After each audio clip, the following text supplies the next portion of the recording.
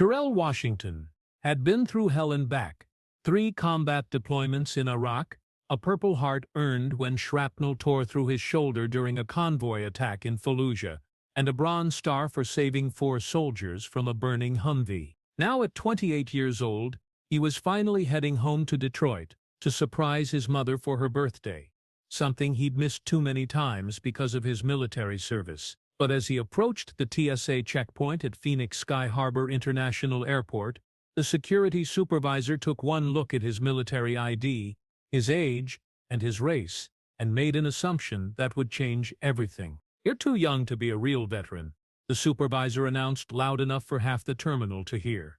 "Especially black kids like you. This ID is probably fake." The insult hit Terrell harder than any roadside bomb ever had. But what the supervisor didn't realize was that 6 men in civilian clothes had just witnessed the entire exchange, and they weren't tourists or businessmen. They were Navy SEALs returning from deployment, and they were about to teach everyone in that terminal what real military brotherhood looked like. The morning sun streamed through Phoenix Sky Harbor International Airport as travelers hurried through terminal. It was just after 8:00 a.m., and the TSA checkpoint was bustling with business travelers and vacationers heading across the country. Among the crowd, 28-year-old Army Sergeant Terrell Washington moved with the measured pace of someone who had learned to stay alert in dangerous places, even though he was finally back on American soil. He wore a simple black t-shirt and jeans, looking like any young man traveling to visit family. But tucked in his wallet was his military ID, Purple Heart citation, and Bronze Star commendation, earned through blood and sacrifice on the streets of Fallujah and Ramadi. Today was special. Terrell was flying to Detroit to surprise his mother for her 50th birthday, the first time in 3 years he'd been able to make it home for a family celebration. As Terrell approached the TSA checkpoint, he presented his military ID with the same crisp precision he'd maintained throughout his 6 years of Army service. "Good morning. I'm active-duty military traveling on leave." The initial agent examined his ID routinely.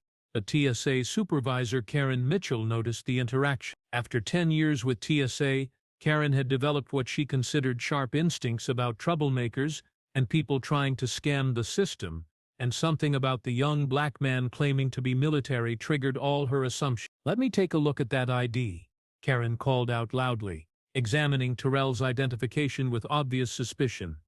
"This doesn't look right to me. You're way too young to be a real veteran." Terrell felt a familiar knot forming in his stomach. He'd faced this kind of skepticism before, but never so publicly, never so aggressively. "Ma'am, I can assure you that ID is legitimate. I served 3 tours in Iraq with the punter." "Yeah, right," Karen announced loud enough for nearby travelers to hear, holding up his military ID like it was evidence in a fraud case. "Black kids your age don't serve overseas and definitely don't get high ranks like sergeant. This is obviously stolen valor. We see this all the time. Young black men trying to get special treatment by pretending to be veterans." The accusation hit Terrell like a physical blow. In 6 years of military service, 3 combat deployments, and countless dangerous missions, no one had ever questioned his service or suggested he was lying about being a soldier. The public humiliation was devastating as dozens of travelers turned to watch, many pulling out phones to record. "Ma'am, I earned my rank through 6 years of active duty service," Terrell said quietly, maintaining his composure despite the mounting anger. "I have my deployment records and commendation letters right here if you need to see them." Karen rolled her eyes theatrically, enjoying the attention her confrontation was drawing. "Oh, let me guess. You've got a Purple Heart too, right? And probably a Bronze Star. You people always have the same fake story. Next you'll tell me you saved your whole unit or some other made-up hero nonsense." What Karen didn't know was that 6 men standing in the civilian security line had been watching the entire exchange with growing alarm and fury. They weren't tourists or business travelers, despite their casual clothes and unremarkable appearance. They were Navy SEALs from Team 3. Returning home from a classified deployment in the Middle East, and they recognized exactly what they were witnessing: the systematic humiliation and racial discrimination of a fellow combat veteran. Chief Petty Officer Marcus Rodriguez was the first to notice the confrontation. At 32, he was the senior enlisted member of the team with 4 deployments under his belt and a Navy Cross for actions he couldn't discuss outside his unit. As a Hispanic American from San Antonio, Marcus had experienced his own share of discrimination, and he knew the look of a young veteran being unfairly targeted because of assumptions about who he was supposed to be. "You seeing this bullshit?" Marcus whispered to his teammate, Petty Officer First Class Jamal Thompson, who was standing next to him in line. Thompson, a 29-year-old African-American from Baltimore, had completed 3 combat deployments with the SEALs and had earned his own collection of medals for actions in Iraq and Afghanistan. "That's a real soldier getting disrespected by someone who's never served a day in her life," Thompson replied grimly, his jaw tightening as he watched Karen continue to humiliate Terrell in front of hundreds of travelers. The other 4 members of their team had also turned their attention to the security checkpoint. Petty Officer First Class David Chen, a 30-year-old Chinese-American from San Francisco, had been checking messages on his phone when the confrontation started. Without thinking, he switched to camera mode and began documenting what was happening, knowing from experience how important it was to capture these moments of injustice. Petty Officer Second Class Michael O'Brien, a 27-year-old Irish-American from Boston, was quietly seething as he watched a young veteran being publicly humiliated. Petty Officer Second Class Carlos Mendez, a 26-year-old from Phoenix, and Petty Officer Third Class Kevin Park, a 24-year-old Korean-American from Los Angeles, completed the group of warriors who were about to teach the TSA supervisor a lesson she would never forget. "This is absolutely fucking unacceptable," O'Brien whispered, his hands clenching into fists. "That's a real combat veteran getting treated like garbage based on nothing but his age and race." Meanwhile, at the security checkpoint, Karen was escalating the situation further, seemingly enjoying the power she held over the young veteran. "I'm going to need you to step aside," she announced to Terrell, her voice carrying across the terminal. "I'm calling my supervisor to take a look at this fake ID and these supposedly authentic military documents you claim to have." Terrell felt his face burn with embarrassment as hundreds of travelers watched him being singled out and humiliated. Security cameras were recording the interaction, passengers were openly filming with their phones, and he could imagine the headlines, "Young Black Man Accused of Stolen Valor at Airport." "Ma'am," Terrell said, his voice still controlled despite the storm of emotions inside him, "I understand you're doing your job, but I'm telling you the truth. I served my country with honor for 6 years, and I earned every medal and commendation I received through blood, sweat, and sacrifice in combat zones."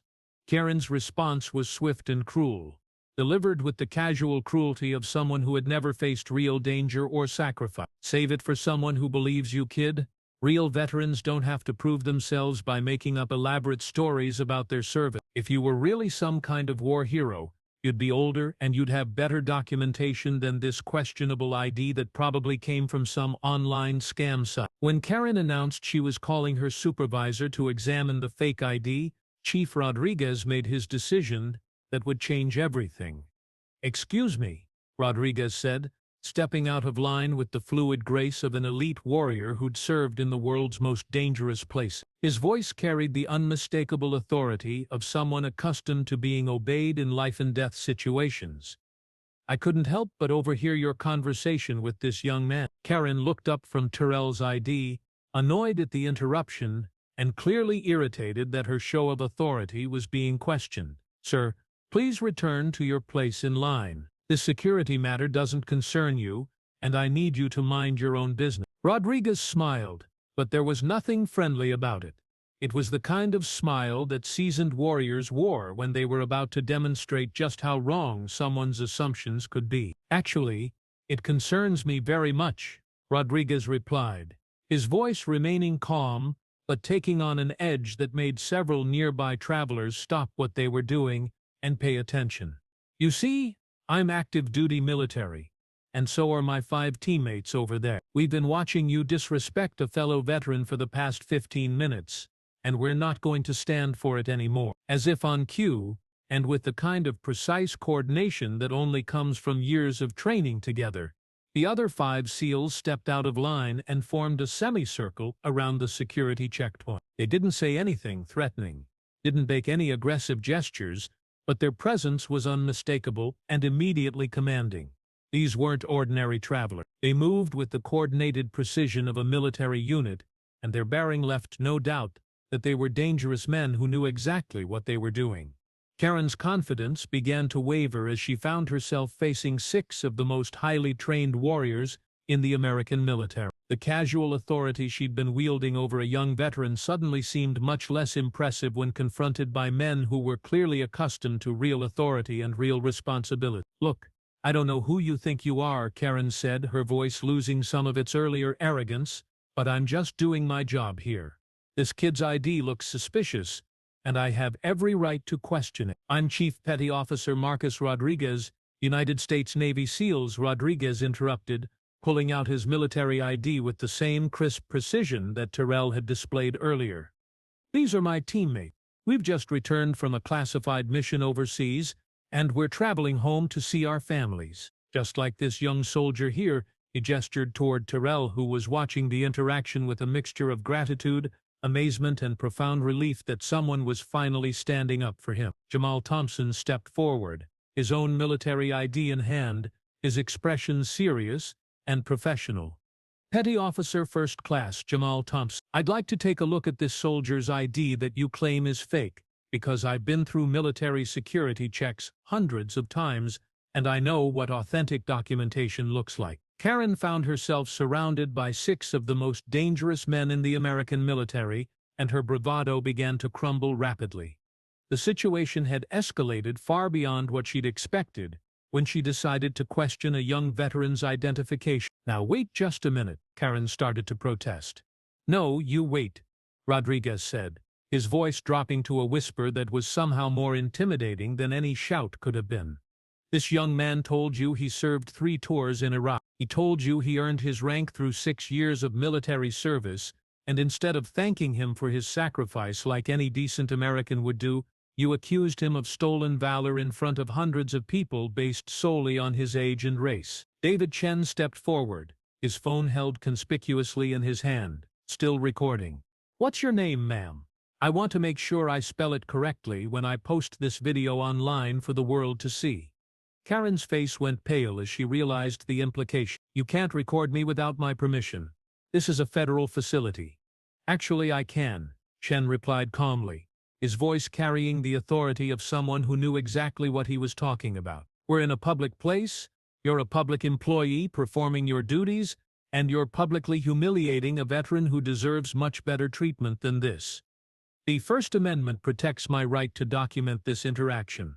By now, the confrontation had drawn a significant crowd. Other travelers were gathering around the security checkpoint, forming an impromptu audience that was clearly sympathetic to Terrell and increasingly hostile toward Karen. Many of them were recording with their phones, and the atmosphere in the terminal had shifted from the usual rushed indifference to something more electric and charged with moral outrage. Michael O'Brien turned to Terrell, his expression softening with the kind of respect that one warrior shows to another.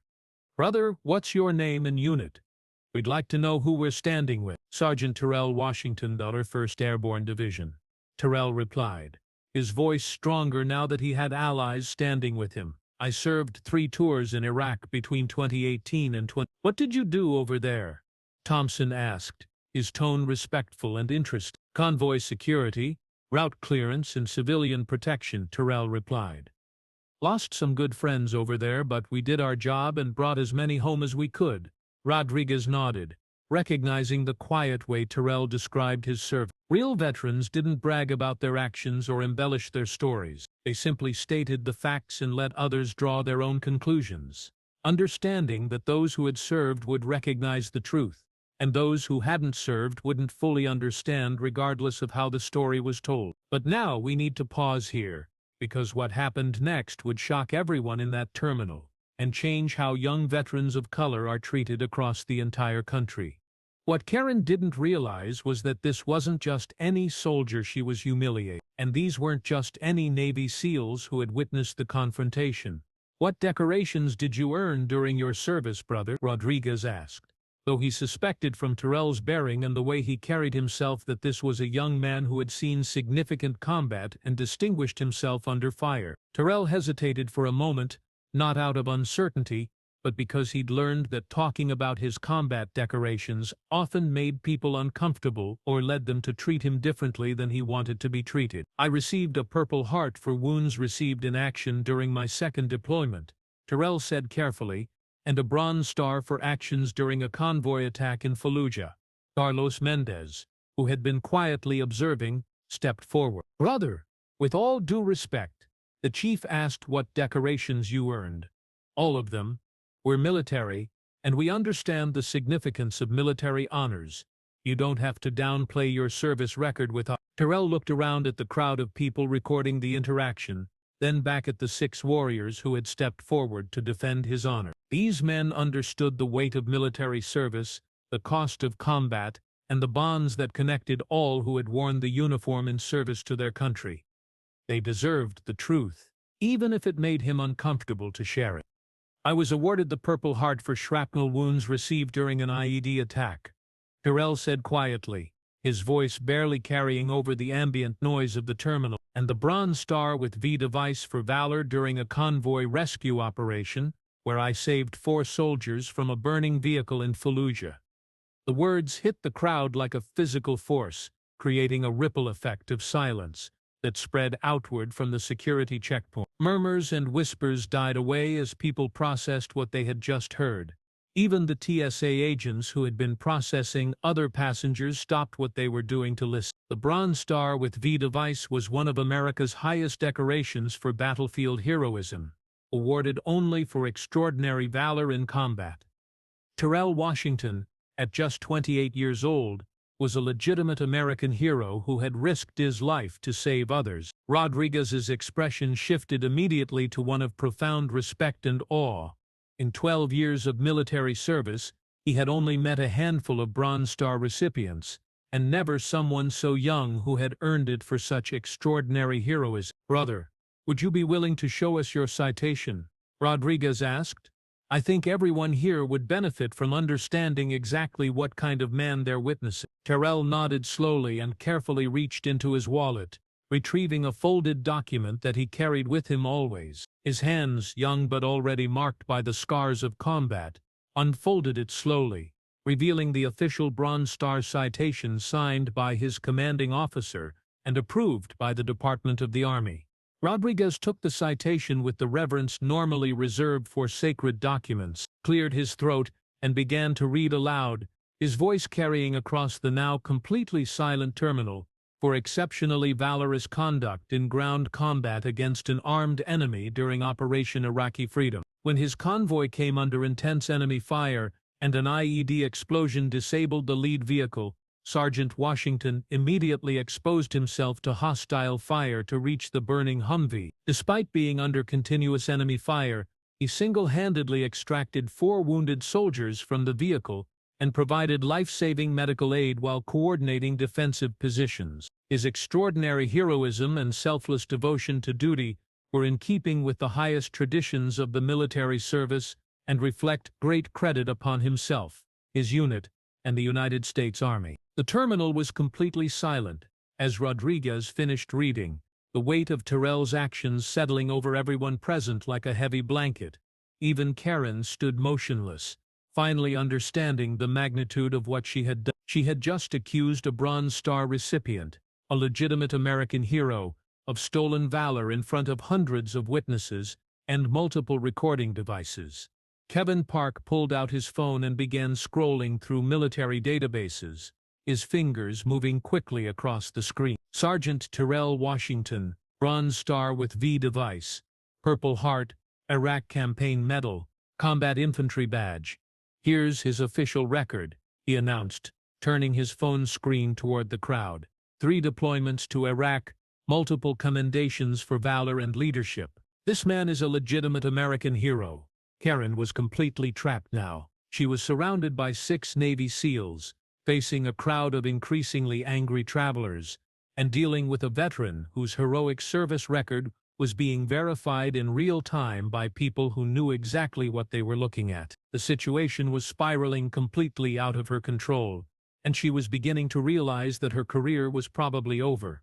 But Thompson wasn't finished with his lesson. As an African-American SEAL who had faced his own share of skepticism and discrimination throughout his career, he understood the unique challenges that came with being unfairly targeted based on assumptions about age, race, and what a hero was supposed to look like. "Ma'am," Thompson said to Karen, his voice calm but carrying an unmistakable edge, "I need to ask you something, and I want you to think carefully before you answer. If this soldier had been older and white, would you have questioned his ID with the same level of suspicion and public humiliation?" Karen's face flushed red as she realized where the question was leading. This isn't about age and race discrimination, isn't it?" Thompson pressed, his voice gaining strength and moral authority. "Because I've been through this security checkpoint dozens of times over the years, and I've never seen you question an older white veteran's ID with this level of scrutiny and public skepticism. But here's a young black hero, and suddenly you're an expert on fake military identification and stolen valor cases." The accusation hung in the air like a bomb waiting to explode. Everyone in the terminal could see exactly what was happening and had been happening. A young black veteran was being discriminated against by a security supervisor who had made assumptions based on age and race, rather than facts, evidence, and the basic respect that any veteran deserved. Chen, who had been quietly recording the confrontation, stepped forward to add his own perspective. "Ma'am, I'm Asian American. I've been a SEAL for 8 years, and I've never had my military ID questioned with this level of hostility and public suspicion. But I've watched young veterans of color get questioned, doubted, and humiliated all the time. Why do you think that is?" Karen was completely out of her depth now. She'd expected to handle one difficult passenger and move on with her day, maintaining her authority and control over the situation. Instead, she was facing 6 of America's most elite warriors, a growing crowd of angry travelers who were clearly on the veteran's side, and multiple cameras recording her every word and reaction for posterity and social media distribution. But this story was far from over. What happened next would shake the entire aviation industry and lead to nationwide changes in how young veterans are treated. The SEALs offered Terrell their personal contact information. "You've got family in the special operations community," Rodriguez told him. "We take care of our own." Chen held up his recording phone. "This video will be seen by millions. Everyone will know how a TSA supervisor treated a Bronze Star recipient." The crowd erupted in applause as people recognized Terrell's heroism. The 6 SEALs arranged themselves around him for photos that would later go viral, showing military brotherhood across different branches and ages. Karen, realizing her career was over, quietly apologized. Terrell, with the grace of a true soldier, accepted with dignity. "When a veteran shows you their ID, they're showing you a piece of their soul," Rodriguez addressed the crowd. "This is Sergeant Terrell Washington. He saved 4 American lives in Iraq and earned our nation's Bronze Star for valor. He should never have to prove that to anyone." The SEALs helped Terrell through security with full military honors, ensuring he had everything needed for his flight. The video went viral with over 20 million views in the first week, sparking nationwide conversations about age and racial discrimination against young veterans. Karen was fired. TSA implemented new training programs specifically addressing discrimination against young veterans of color, and Terrell received a formal apology from the Secretary of Veterans Affairs. Terrell made his flight to Detroit, where hundreds of supporters who'd seen the video greeted him. His mother's birthday celebration became even more meaningful, knowing millions now understood the sacrifices young veterans make for their country. The 6 SEALs stayed in touch with Terrell, adding him to their brotherhood. They had reminded the world that heroes come in all ages and colors, and that military service transcends generational and racial boundaries. Months later, Terrell would speak at military recruitment events and veteran organizations, sharing his story and inspiring other young veterans. But perhaps most importantly, he would never again face skepticism about his service. The video had made him famous, and his story became a symbol of the courage and sacrifice of all young veterans. The SEALs had taught the world a valuable lesson that day. When good people witness injustice, they have a responsibility to act. They had shown that military brotherhood transcends rank, branch, age, and race, and they had reminded everyone that heroes are defined not by how old they are or what they look like, but by their actions and sacrifice. Terrell Washington had saved 4 lives on a battlefield in Iraq at just 25 years old. But on that day at Phoenix Sky Harbor Airport, 6 Navy SEALs had saved something equally important: his dignity, his honor, and his faith in the brotherhood of those who serve. The airport returned to normal, but the lesson echoed through the military community for years to come. 6 Navy SEALs had shown what brotherhood really meant, reminding everyone that heroes deserve respect, no matter their age or race. If this story moved you, remember to honor the young veterans in your community. Subscribe for more stories of courage and respect, and share this reminder that real heroes come in all ages and colors and deserve recognition for their sacrifice.